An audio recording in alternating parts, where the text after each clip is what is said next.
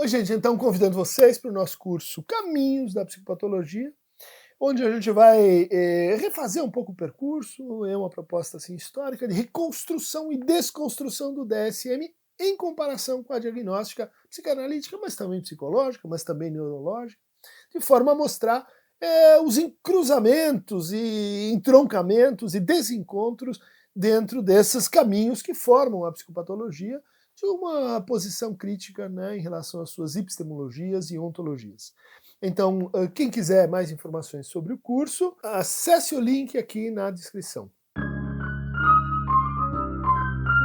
Bem-vindos ao nosso YouTube, nesse canal Falando Nisso de hoje. Opa, eu estou com TDAH? Não, é o nosso canal YouTube nesse Falando Nisso de hoje. Ana S. pergunta aqui, aclamada, batendo a porta, né? Dunker, poderia fazer um vídeo sobre o uso excessivo de telas por crianças e adolescentes?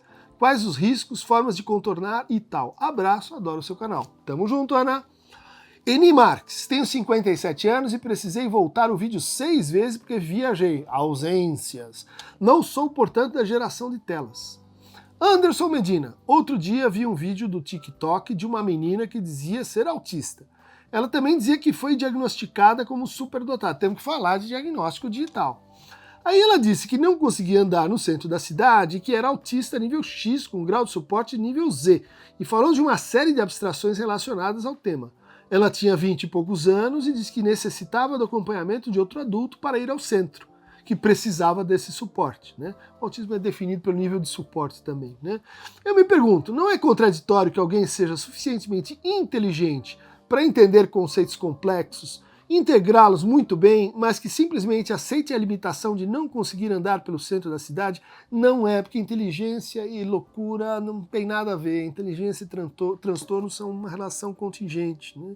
Letícia, terminei um relacionamento de 2 anos por isso. O cara tem TDAH e isso justifica todas as mancadas que ele já fez comigo, emocionais, financeiras e assim por diante. E para piorar, começou a dizer que minha rigidez de não suportar mais isso faz com que eu seja autista. O cara é um desses viciados em vídeos de TikTok e YouTube. Estamos vivendo um absurdo. De fato, vamos falar sobre esse uso identitarista, né, dos diagnósticos. Para que serve, né, você criar-se uma identidade para justificar ou para se transformar?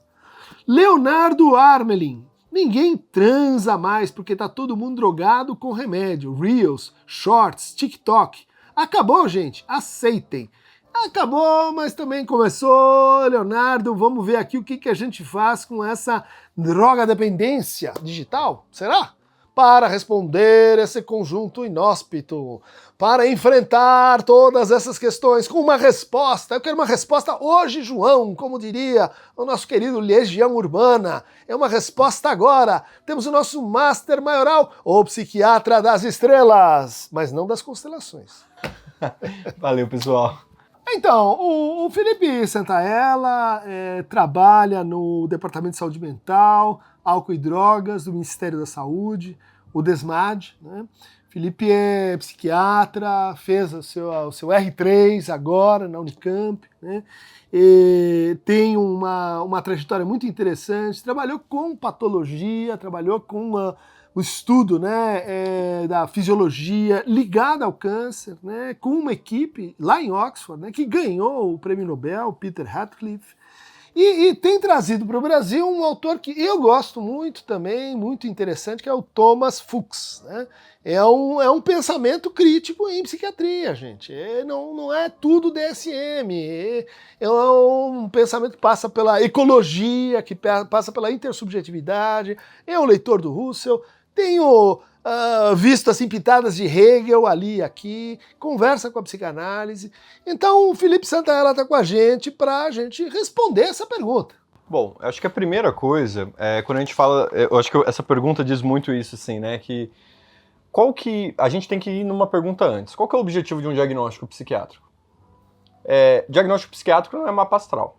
Então não serve para isentar a pessoa da responsabilidade da vida. Não é constelação? Não é constelação. Então porque a pessoa fala assim, pô, eu sou chato porque eu sou geminiano, certo. Eu falo alto porque eu sou geminiano, mudo de ideia, mas isso também não serve para TDAH nem para bipolar. Por que é importante isso? O objetivo de um diagnóstico é ele ser um ponto de partida para a pessoa, primeiro, entender certas coisas dela, mas melhorar a relação dela com o ambiente dela.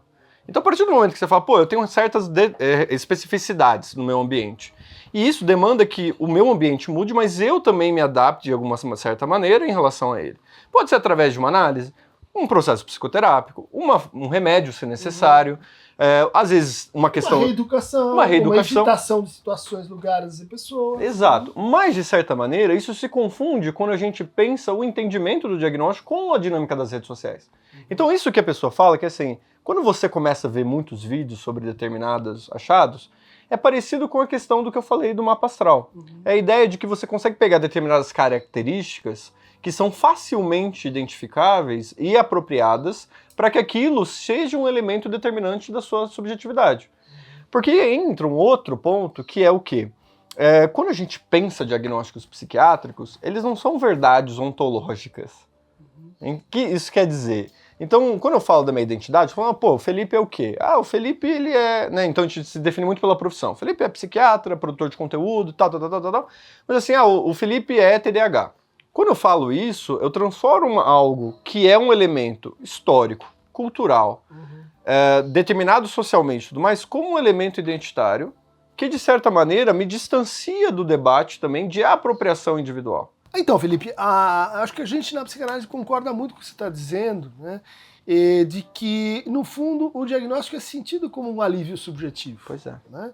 Ele dá uma unidade, ele produz sentido, ele sugere uma causalidade para aquele sofrimento que a pessoa está vivendo. Né? Então, isso junta com aquilo, que junta com aquilo outro. Tenho dores nas costas, tenho insônia, estou comendo demais e me sinto triste. Depressão. Você encontra um nome. E esse nome ele tem uma função psíquica, que é, como você está dizendo, propiciar um processo de transformação, né, de reação, de tratamento, né, ou então de reforçar a identidade do sujeito. Ou seja, nesse, né, que você colocou, ou mudo eu, ou muda o mundo, ou muda a minha relação com o mundo, tem muito uso diagnóstico que tem uma função, vamos dizer assim, problemática, porque ele serve para justificar e manter o sujeito naquele sofrimento apaziguado com a aspirina do nome que agora você tem, que faz você pertencer a uma comunidade. Pois é. E aí, ao mesmo tempo, quando a gente entra nesse debate de autodiagnóstico, é um ponto muito específico que, assim, o problema não é a pessoa ver vídeos sobre determinados diagnósticos e achar que faz sentido para ela. Porque ela pode, a partir disso, procurar um profissional, trocar uma ideia sobre e tudo mais. Agora, a questão é você tornar ela uma verdade universal e aquela verdade, ela não servir para uma troca e servir justamente para uma isenção. Quando a gente fala da questão do excesso de diagnósticos, é importante também que a gente tenha todo um recorte de classe em relação a isso. Porque, ao mesmo tempo, tem muitas pessoas em condições mais vulneráveis, principalmente no nosso país, que não estão recebendo um diagnóstico, não estão recebendo um tratamento adequado e deveriam. Porém, por outro lado, tem pessoas que estão num excesso de patologização, num excesso de medicalização, né? E é importante falar essa palavra, explicar, porque medicalização não é só dar remédio. Medicalização é você usar um nome psiquiátrico. Porque uma pessoa, às vezes, em sofrimento, ela não precisa necessariamente ser validada através do diagnóstico psiquiátrico. Mas muitas vezes uma forma de ser validado socialmente, inclusive do ponto de vista de trabalho, de leis, etc., é através do diagnóstico. Então, também é uma situação que, a única forma de eu conseguir um benefício social que permite com que o meu filho entenda é que ele tenha um laudo de TEA, para receber um benefício de prestação continuada, então eu vou, de certa maneira, buscar para garantir aquilo, porque é uma forma de manutenção. Ser reconhecido pelo Estado. Exato. Você ter um CID, você ter um F13, né? Ou seja, tem um problema, acho que aí mais de fundamento, de por que o Estado só pode reconhecer o sofrimento de um conjunto de pessoas se elas forem, vamos dizer assim, ingressadas no discurso da medicalização. Pois é. Ou seja, se elas se entenderem, né, a partir de expressões como gatilho, a partir de expressões como TDAH, de expressões como neurotransmissores, ou determinação genética, que existe, faz parte da discussão mais ampla, mas elas são, vamos dizer assim, levadas a esse discurso para poderem ser reconhecidas, para poder ter uma van, para poder levar o filho a um CAPS e isso é problemático. Como é que o Brasil se situa aí? Eu me lembro de um dado muito interessante que você trouxe sobre a comparação do Brasil com a Indonésia, né? No uso de redes sociais, né? Esse dado, né, foi o Átila, que trabalha na produção de conteúdo com a gente, né? Ele foi muito importante divulgador científico durante a pandemia. Ele já trabalhava antes, Átila Yamarino, né? Isso, o próprio. E a grande questão é que no Brasil, quem consome internet e telas e tudo mais, não tem um recorte de classe. Né? Então, toda a população, de certa maneira, tem um tempo excessivo de tela. Né? O tempo médio do brasileiro de tela é 9 horas por dia. Ou seja, em regra, em outros países, as classes menos favorecidas consomem mais. Exato. Né? O que nós teríamos aí de excepcional é que nossa elite, nossa classe média também consome a linguagem digital e tudo isso que vem junto com ela, na mesma proporção, na mesma medida. Né? Pois é, e eu acho que tem uma questão que é assim, da mesma forma como é uma potencialidade o digital, ela acaba, de certa maneira, também fazendo com que a pessoa fique refém daquela dinâmica. Por que eu falo isso? Quando a pessoa está lá dentro de uma escala 6x1, pegando transporte público, demorando para chegar no trabalho, o entretenimento que ela tem é o acesso que ela tem pelo celular. Ver vídeos curtos, apostar, conversar, mandar mensagem para a família, que às vezes não consegue encontrar. E, de certa maneira, o sofrimento psíquico, as pessoas que sofrem mais, elas acabam usando mais tela. Da mesma forma como quem tem mais tela acaba sofrendo mais. Interessante, é uma correlação. Exato, porque as pessoas pensavam antes a tela como se fosse um vício tradicional. Então você busca algo específico, aí você obtém aquilo gera uma recompensa, um prazer, e você vai retroalimentar aquele processo. No entanto, a gente hoje em dia não pensa mais tanto num construto de vício em telas, a gente pensa mais na ideia de uso problemático de internet. O que é a diferença? A diferença é que o uso problemático é um conceito pelo teórico Davis, que é a ideia de que você tem dois objetivos. Você pode buscar algo especificamente na internet. Então você pode buscar, por exemplo, apostas, você pode buscar ter acesso a conteúdos pornografia. Adultos. Exatamente.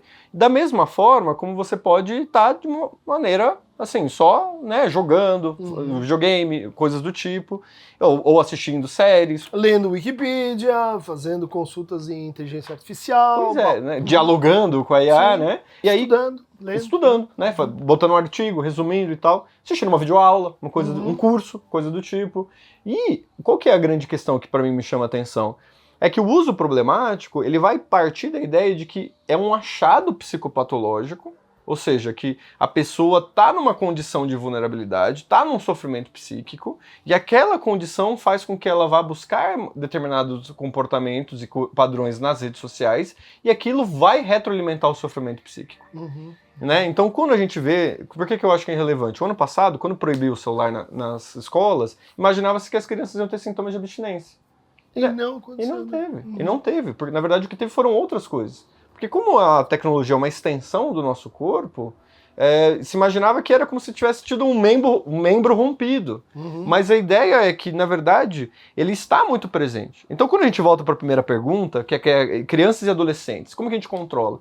Primeiro, como pais, a gente precisa saber como que está o nosso padrão de consumo. Sim. Porque não adianta nada você brigar com teu filho que ele está mexendo no celular, sendo que você está lá o dia inteiro com tela também. Né?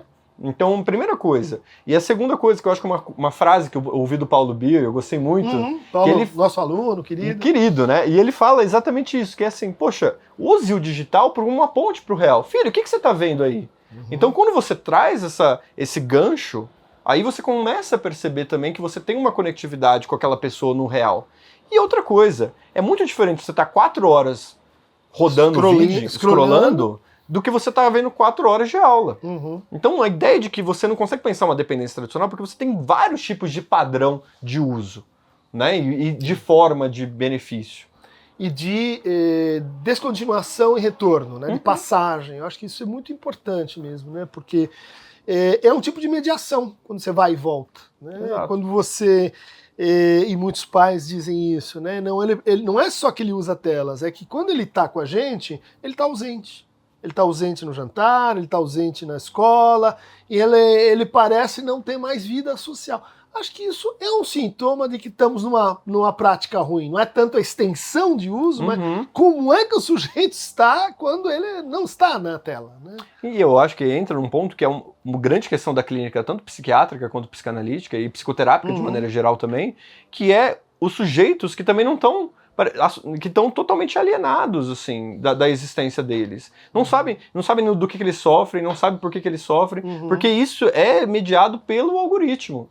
E aí que entra a questão dos vídeos falando de diagnóstico, porque você vê, poxa, eu tô numa isenção de responsabilidades, assim, existenciais. E aí eu começo a ver que, pô, não faz sentido o meu trabalho, não faz sentido as minhas relações humanas e tudo mais. E aí que um diagnóstico, ele ajuda a explicar tudo isso. E aí quando você vê, pô, se você tá caindo numa panaceia, aí realmente a gente tem um problema.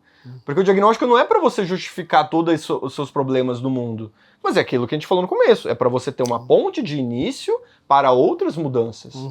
Né? E aí que eu acho que quando a gente vê a questão, por exemplo, do TDAH, tem várias músicas que falam de TDAH. Não sei se você sabia, né, professor?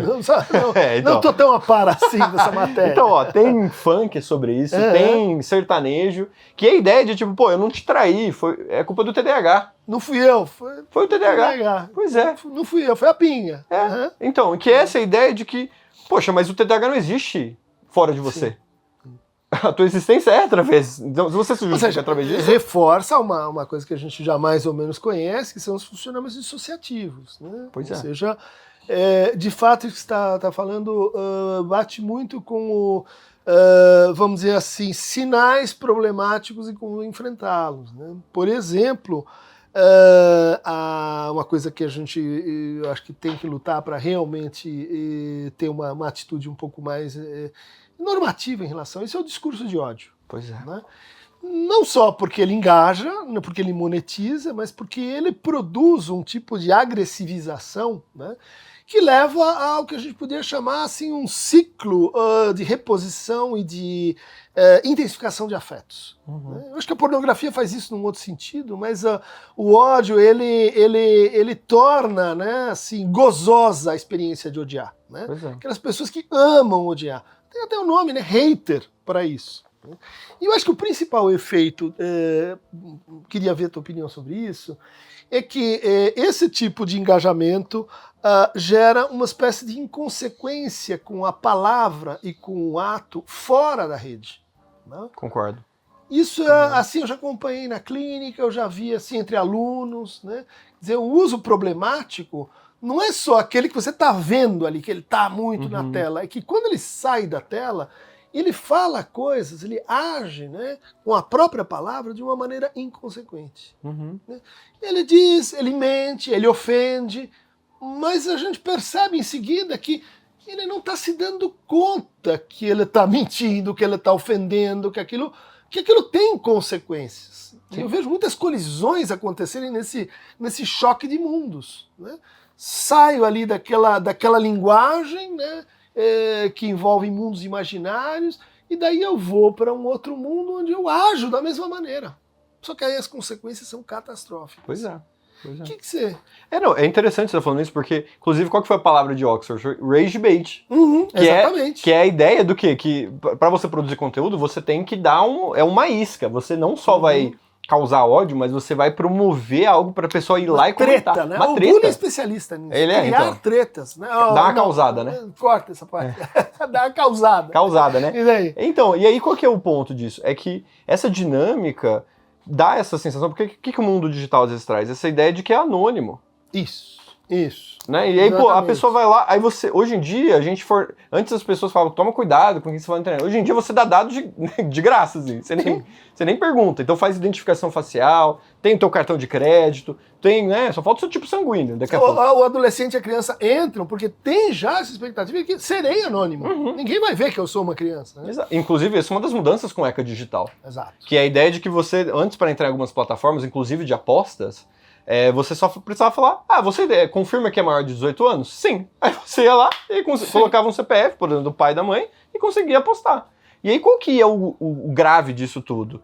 é que não só a gente está pensando no momento da vida dos crianças e adolescentes, que eles estão moldando a subjetividade deles, mas que essa subjetividade, se ela é mediada pela tela, mas mediada também pelo diagnóstico que advém das telas, isso vai gerar um adulto, uma dinâmica que a gente não consegue imaginar. Né? Então, assim, tem uma frase que me chamou muita atenção no Mundial de Psiquiatria foi justamente essa. A gente nunca diagnosticou tanto crianças e nunca a gente teve tanto sofrimento em crianças e adolescentes. E tantas taxas de suicídio, né? E coisas do tipo. Então, assim, que é isso? A gente não pode olhar mais essa questão como algo individual, mas como algo coletivo. Sim. E o digital dá essa ideia de que é personalizado, é pra mim, o conteúdo é específico pra mim. E aí, ao mesmo tempo, dá essa ideia de que ele acessa uma verdade que é inalcançável.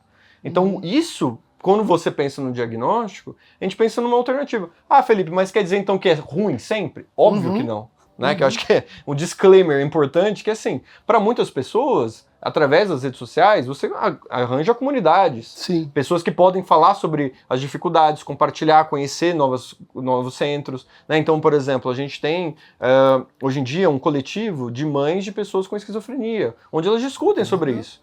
Tem grupos sobre pessoas que cuidam de idosos com demência, então onde eles podem compartilhar as vivências. E da mesma forma, a gente precisa olhar que essa potencialidade também existe o risco. Que é o risco, né, quando a gente vê os adolescentes sem controle no acesso às redes, os próprios adultos promovendo ódio, não discutindo sobre esse espaço do digital no campo do dia a dia. E para piorar, que eu acho que entra essa questão, que eu acho que é muito relevante o que a Letícia fala, que é a ideia de que você tem que... A única forma de você se legitimar, dentro desse mundo caótico que a gente está vivendo, é através de um diagnóstico. Mas compreendendo que isso é, vamos dizer assim, parte do problema, talvez chegamos num momento assim de crítica das diagnósticas. Pois é. E de crítica da relação, de aceleração, não sei se você concorda, entre diagnóstico e tratamento, eu vou dizer, acelerados. Né? Então, para isso, você toma ali o Vinvance, depois você toma Ritalina, e em geral não prescrita por psiquiatras, daí você pega a receita e não vai ver, e daí faz uma psicoterapia que você para depois de 2 sessões, e quer dizer, tem uma espécie de precarização do cuidado com a saúde mental, que a gente poderia assim, ver o universo digital como um caminho para tratar isso, mas também um caminho indutor disso. Pois é. Eu acho que isso que você trouxe da questão da aceleração, para mim é muito evidente quando a gente vê a prescrição de psicoestimulantes nos Estados Unidos, onde maior parte das escolas. Sim, as escolas querem. Bom, desde sempre querem. Porque você tem um checklist, aí você preenche o checklist, aí aquilo já permite com que já vá direto para o médico e tem acesso à medicação. E aí entra um grande problema dentro da psiquiatria também, que é a ideia de que um remédio fazer efeito, não necessariamente isso prova a presença de um diagnóstico psiquiátrico. Mas nesse diagnóstico selvagem, prova. Melhorei porque tomei antidepressivo, só posso ter depressão. Pois é. Bom, mas o antidepressivo funciona para muita coisa, né? Então, e aí que entra, primeiro que ele funciona para muitas coisas, que a gente inclusive não sabe especificamente por que ele funciona. Então, assim, essa ideia... Não, a ciência não sabe isso ainda. A ciência não sabe. Gente, psiquiatria falando, hein? Pois é, essa ideia da falta de serotonina caiu por terra, não tem isso. Né? Então, a ideia também de que a esquizofrenia tem a ver só exclusivamente com a dopamina, não tem isso, né? Ou com a determinação genética de altíssimo impacto, talvez sim, mas em que alelo que tá? Pois né? O livro, né, que inclusive eu vi ele ali, o que os psiquiatras não te contam, da Juliana, né, que ela fala exatamente desses dilemas, que aí a gente encontra mais uma camada que foi muito tempo ignorada pela psiquiatria, que é o efeito looping do Ian Hacking. Né? Que é essa ideia de que o diagnóstico, a partir do momento que a gente dá, a gente não sabe como a pessoa vai performar. Você está criando pessoas. Exato, e como aquilo vai mudar a percepção do próprio sofrimento dela em relação àquilo. E aí que eu acho que entra com a dinâmica das redes sociais, que a gente não só tem um efeito looping do diagnóstico, mas existe um efeito looping prévio, que é o do algoritmo. Que é essa ideia de que o algoritmo ainda vai mediar a vivência diagnóstica. E vai, vamos dizer assim, esculpir a nova pessoa que está sendo construída com mais e mais dados aderentes, até que ela se identifica completamente com isso. Né? E eu acho que está no senso comum uma noção muito curiosa, que assim, a identificação é uma coisa boa. Pois é. Se você se identifica, então tá legal. Se você está bem identificado, então você tem um horizonte de vida. E isso é completamente equivocado, clinicamente equivocado, né? O excesso de identificação geralmente vem com uma desorientação para o desejo, vem com uma dificuldade de lidar com a angústia, vem com uma dificuldade de manter e estabelecer vínculos amorosos. Então essa crença nossa genérica de que quanto mais identificação melhor, ela é difícil de você enfrentar, né? No senso comum. Pois é, e ainda dentro de um debate de saúde mental e saúde mental pública, que é a ideia de que a gente também precisa combater a vivência ser só legitimada pelo diagnóstico. Porque é a ideia, no final do dia, de que a gente precisa entender o sofrimento como algo mais ampliado, como algo que não precisa ser necessariamente mediado pelas terminologias médicas e psiquiátricas. E que, de certa maneira, a gente... Porque uma coisa muito curiosa que aconteceu do DSM-4 para o DSM-5, que foi a mudança do transtorno, né, de múltiplas personalidades para o transtorno dissociativo de identidade. Sim. Inclusive, esse foi um vídeo que você fez, que eu lembro que deu o que falar, né? Porque o pessoal falou assim, isso aí não existe, coisa do tipo, tá inventando. Que é isso, assim, bom... E é interessante, tinha mais diagnóstico nos Estados Unidos, os anglo-saxônicos, do que no Brasil, pois né? é. Por quê? Será que tem a ver com religião? Não, então, e inclusive esse é um ponto, né, que pra gente relacionar aqui, antes, até o DSM-4, não sei se foi até o 3 ou até o 4, não considerava contextos religiosos. Então as vivências afro-brasileiras, por exemplo, onde tem a incorporação, ela poderia ser considerada como múltiplas personalidades. Sim. Mas o transtorno dissociativo de identidade, qual que foi o fenômeno? Foi que os coletivos, que já existiam blogs nos Estados Unidos, eles começaram a odiar essa mudança de nome. Porque você mudou quem eu sou. Porque uma coisa é você ter múltiplas personalidades, outra coisa é você ter um transtorno dissociativo de identidade. Dissociativo não é tão legal quanto múltiplo. Não é uma palavra mais interessante. Então agora, quando o Alvais Aftab é um teórico que estuda a filosofia da psiquiatria, ele tem feito alguns artigos estudando justamente como que a gente vai pensar o novo DSM. Porque o DSM-6 vai sair, pessoal. Vai sair mesmo? Pensei que tinha não vai sair. Tinham desistido da ideia, depois que deu tudo errado no 5. Mas não só eles não desistiram, mas agora eles estão percebendo que isso é um grande problema. Então, um exemplo, para mim, que foi... ele discute que é a questão do luto patológico. Sim. O luto foi uma discussão que veio pro mainstream, que é assim, estamos patologizando o luto, luto que é uma vivência normal. 15 dias, 3 semanas, 3 dias. O luto foi o maior exemplo de cientificidade recente na psiquiatria, no estudo da ciência da psiquiatria. Porque existe sentido? A categoria mais consistente. Porque existiam 2 grupos de pesquisa norte-americanos, um com critérios mais sensíveis, outro com critérios mais específicos. Importante para quem não é da área entender esses conceitos, que é assim, um conceito sensível, eu vou garantir que todo mundo que eu pegue tem de fato diagnóstico. Específico, eu vou garantir que quem eu não peguei não tem um diagnóstico. É o contrário. E é um conceito que às vezes confunde, porque toda vez que a gente toma um remédio, né, então vai tomar uma vacina, ela não vai curar 100% todo mundo.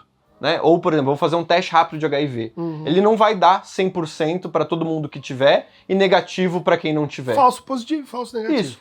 O teste rápido, ele é mais provável de dar um falso positivo do que um falso negativo. Porque aí você vai fazer um teste rápido e depois você vai fazer um teste que vai garantir. E isso, eles usaram esse grupo de pesquisa para mostrar que existia, de fato, uma subpopulação em luto que ia se beneficiar de um antidepressivo. Mas é uma subpopulação pequena. Só que a questão é que como esse discurso foi pro mainstream, foi pra mídia, e foi muito mal recebido, aí a galera teve que dar uma segurada. Mas aquilo foi o mais próximo de algo científico que a gente teve nos últimos 30 anos da psiquiatria.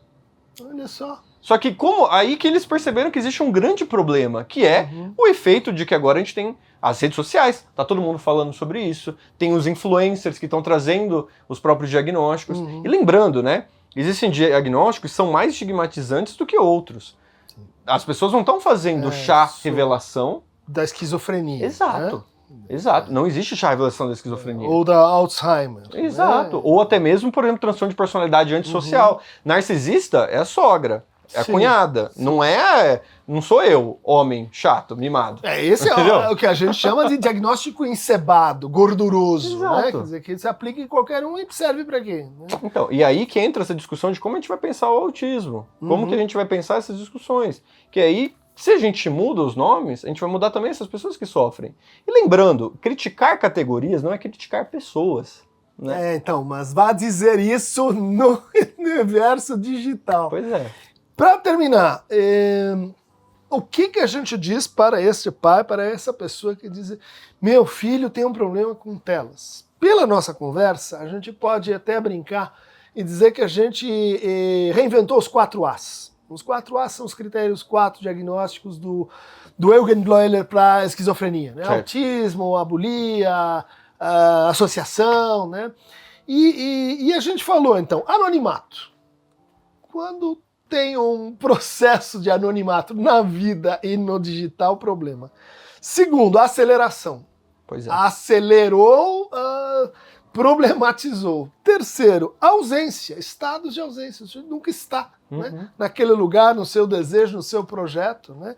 E o quarto é o ódio e amor, né? Ou o gatinho ou a destruição em massa, né? Quando você vê assim, esses sinais, estamos brincando, gente, né? Para levar a sério, essa é uma invenção para a gente concorrer com o TikTok, né? Quando você vê esses sinais, como agir? Chama o Felipe? Chama o Cris? Não precisa chamar o psiquiatra para tudo, pessoal, mas eu acho que a primeira coisa, né, a gente viu muito essa discussão agora com a série Adolescência. Isso. Que foi justamente mostrando como que é o consumo da internet, essa questão do que a gente não sabe como a criança está agindo. Eu acho que o ponto principal é que, se a gente identifica que existe uma criança, um adolescente em sofrimento psíquico, né, a gente sabe, por exemplo, que o aumento de consumo de padrões de beleza em meninas, adolescentes, aumenta o risco de desenvolver transtorno alimentar, né? Da mesma forma como o aumento do consumo de discurso de ódios entre os meninos aumenta o risco de casos de misoginia, que a gente está vendo, né? Que aconteceu. E feminicídio. E feminicídio, né? Exatamente, que é um pacote, né? Quando a gente pensa isso tudo. Mas eu acho que a primeira coisa é, primeiro o pai e a mãe precisam olhar para a relação dele. E aí... A relação com a tela e a relação com o filho. Exato, as duas camadas, né? E aí, a partir do momento utilizar o digital como um campo de diálogo. Então, assim, o filho gosta de um videogame, tenta se informar, tenta olhar aquilo. E aí que eu acho que entra um outro ponto que é fundamental, que é o seguinte, agora o governo também liberou, ano passado, o guia de uso de dispositivos de tela. O guia de uso de telas, né? E aí, nisso, ele tem orientações específicas. Então, a gente tem recomendações da Sociedade Brasileira de Pediatria, qual que é o tipo de consumo de tela, até qual a idade mínima para você usar, depois qual que é as horas. E, pessoal, da mesma forma como você não deixa o seu filho, a sua filha, andando na rua à noite, você também não pode deixar descontrolado. Tem que ter um controle parental. E aí, para mim, entra esse ponto. Precisa ter um controle e uma permanência dessa pessoa que ela deve estar presente. E veja, isso não é necessariamente um estado de hipervigilância, mas é um estado de que tem regras. A pessoa tem regras no real e tem regras no digital que precisam estar compartilhadas. Tá sofrendo, tá usando muito, tá numa questão...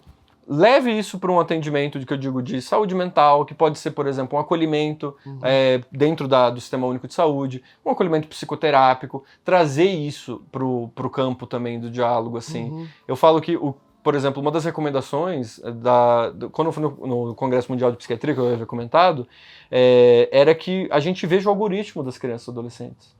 Ver o algoritmo, quer dizer, o histórico. Não pegar. Você vai pegar o scrolling infinito e você vai ver o que a adolescente está vendo. O scrolling para ver pegar o que a pessoa está recebendo. Exato, eu pego. Boa ideia. Então, uma coisa que eu sempre faço nas consultas, a primeira coisa, eu falo, quanto tempo você está usando o celular? Aí a pessoa fala assim, não sei. Eu falei, tá bom, dá aqui o celular. Aí vai lá, bem-estar digital, tá lá.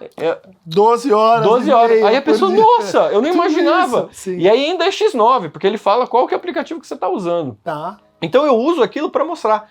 Outro recurso que eu uso, existem alguns aplicativos que bloqueiam o celular a determinados aplicativos. A autoexclusão do BET. Né? Do BET, mas tem outros que é para você, por exemplo, então tem uma coisa do automatismo. Então eu tô aqui, no intervalo, vou lá, pego o celular, abro o Instagram. Só que o que eu faço? Esse aplicativo, eu bloqueio esse acesso rápido. Então eu tenho que acessar um outro aplicativo, abrir uma senha nele. Diminuir a aceleração. Exato, diminuir a aceleração. A segunda coisa, tempo limite. Chegou o horário da noite, 9 horas da noite, não é mais para ficar usando tela. Muita insônia está associado com isso. E novamente, o padrão do tipo de consumo. Uma coisa é você estar deitado na cama, rolando. Outra coisa é você estar vendo uma TV com a sua família e discutindo sobre aquilo, né? E por último, o mais importante que eu falo, voltar a usar relógio. Reloginho de mesa, porque na hora de acordar o pessoal tá usando o alarme de celular, já pega o alarme, já tira e já abre o Instagram. É uma briga aqui em casa, porque o meu alarme toca, minha filha diz, tocou de novo, e por que você não usa o celular? Eu falo, porque eu uso o celular o dia inteiro, eu não quero mais celular para começar o dia. E é verdade, olha aí. Porque você atrasa, porque na hora que você tá acordando, você tem uma mudança de padrão de sono REM pro sono, por estar desperto.